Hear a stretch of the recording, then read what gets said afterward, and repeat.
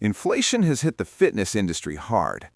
You walk into the grocery store, and it feels like you have to choose between paying rent or hitting your macros.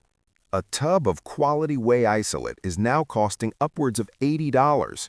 Chicken breast prices have fluctuated wildly. If you listen to the influencers eating ribeyes and salmon every night, building muscle looks like a rich man's hobby. But here's the truth. Your muscles do not care how much money you spent on your amino acids. They only care about the presence of those amino acids. The biological machinery of hypertrophy is triggered by leucine and nitrogen balance, not by the brand name on the packaging or the organic sticker on the meat. Today, we are going to strip away the marketing hype. We are going to look at protein through the lens of cost per gram and bioavailability. I am going to show you exactly how to hit high protein numbers, even up to 200 grams a day, without destroying your bank account. We are going to maximize the anabolic response for every single dollar you spend. First, we need to change how you look at the price tag. Most people shop by looking at the price per pound, or the total price of the package. This is a mistake. In the fitness world, you are not buying food. You are buying protein efficiency. You need to calculate the price per gram of protein. Let's analyze the gold standard first. Chicken breast. It is the bodybuilder's staple for a reason. On average, in a standard U.S. grocery store or big box retailer like Costco, you can find frozen chicken breasts for about $3 to $3.50 per pound.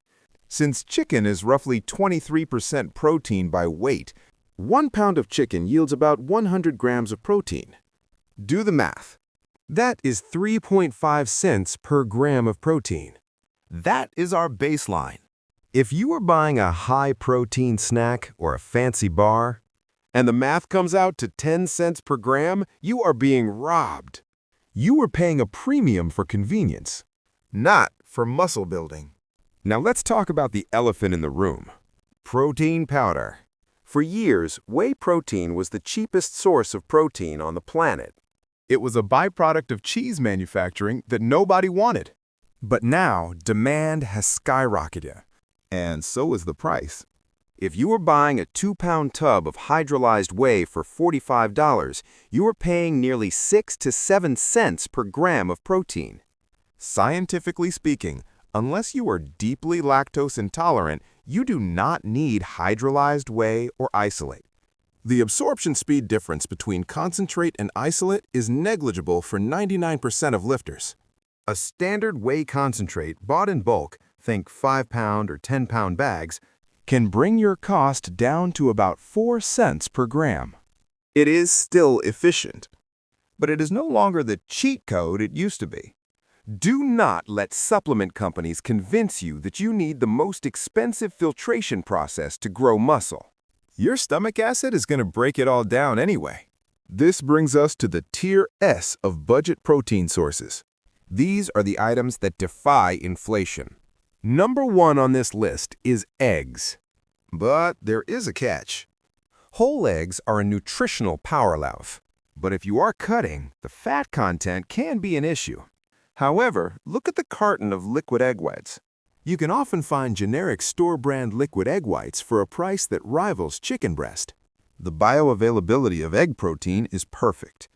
It has a PDCAS score of 1, meaning your body utilizes almost 100% of it. But the real king of budget protein might surprise you. It's canned tuna and canned sardines. I know, the smell, the taste, it's not for everyone. But strictly looking at the numbers, canned tuna is pure protein. A single can can often contain 20 to 25 grams of protein and costs just over $1. That is roughly 4 to 5 cents per gram. However, you have to be careful with mercury levels if you are eating this every day. Skip the albacore and go for chunk light, which generally has lower mercury levels. Sardines are even better because they are lower on the food chain, meaning less heavy metal toxicity. And they come with a massive dose of omega-3 fatty acids, which help with inflammation and joint health. Before we get to the vegetarian option that beats meat in price. and the one dairy product you are probably ignoring. I want to mention something crucial. Saving money means nothing if you aren't applying the right training stimulus. You can eat all the cheap protein in the world, but without a structured plan, you won't grow. If you want to support this channel And get deep, science-based breakdowns like this delivered to you, hit that subscribe button. it's the best return on investment you'll make today. Because it costs you $0. Now, let's look at the dairy aisle. You are probably buying Greek yogurt. It is fantastic. High casein content. Slow digesting. Keeping you anabolic while you sleep. But it can be expensive. Here is the alternative. Low-fat cottage cheese. Cottage cheese has made a comeback. Per serving, it often packs more protein than Greek yogurt. And is frequently cheaper by the pound. A cup of low-fat cottage cheese can give you 25 to 28 grams of protein. It is rich in leucine, The primary amino acid that signals mTOR to build muscle. If you hate the texture, blend it. Blend it into pancake batter. Slow digesting. It disappears. But the macros remain. Now let's talk about the plant-based loophole. Lentils and dried beans. If you are strictly looking at dollars and cents, dried lentils are the cheapest protein source on Earth. We are talking less than 1 cent per gram of protein. However, we have to address the science of protein quality. Most plant sources of protein are incomplete proteins. They are low in methionine or lysine. If you rely solely on beans, you might not be getting enough of the essential amino acids to maximize muscle protein synthesis. But there is a simple scientific fix. Complementary proteins. You do not need to eat them at the exact same meal, But you need them in your system within the same 24-hour window. Rice and beans. Bread and peanut butter. When you combine these, the amino acid profiles complete each other. If you are on an extreme budget, you should swap one meal a day to a plant-based source. a lentil stew or a bean chili can give you 30 grams of protein. For pennies. Just make sure you are eating slightly more total protein to account for the lower digestibility of plant fibers. Here is another trick the industry doesn't want to highlight. Textured vegetable protein, TVP. It sounds like a chemical experiment, but it's just defatted soy flour. It looks like ground beef crumbles when rehydrated. It is incredibly cheap, shelf-stable, and is a complete protein. You can mix this 50-50 with your ground beef or ground turkey. You literally double the volume of your meal. Reduce the cost by half. And you can barely taste the difference once it's seasoned. This is how you stretch your grocery budget.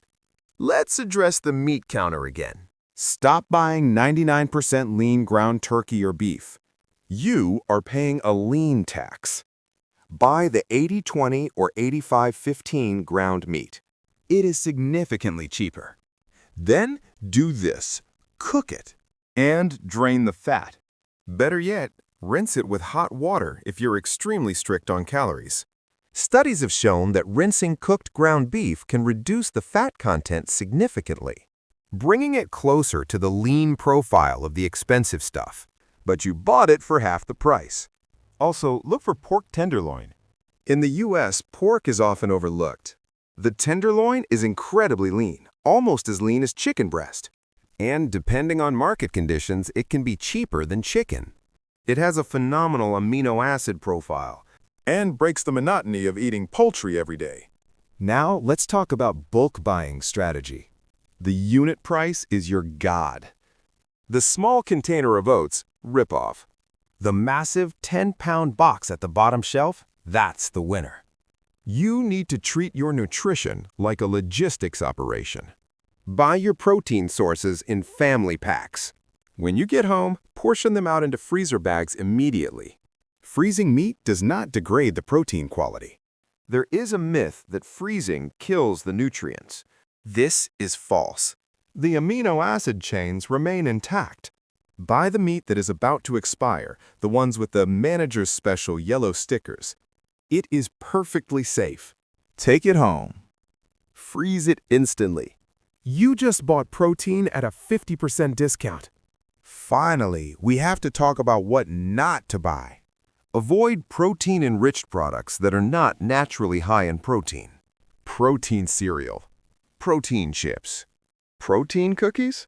The markup on these items is insane, sometimes 200 to 300% higher than regular food. And often they use low-quality soy isolates or collagen to bump up the numbers. Collagen is a protein, yes, but it is not a complete protein for muscle building. It lacks tryptophan And is low in leucine. If a product boasts 10 grams of protein, but the main ingredient is collagen, it is useless for hypertrophy. Do not waste your money. Eating high protein on a budget is not about starving yourself. Or eating garbage. It is about mathematical efficiency. Focus on the price per gram. Focus on the price per gram.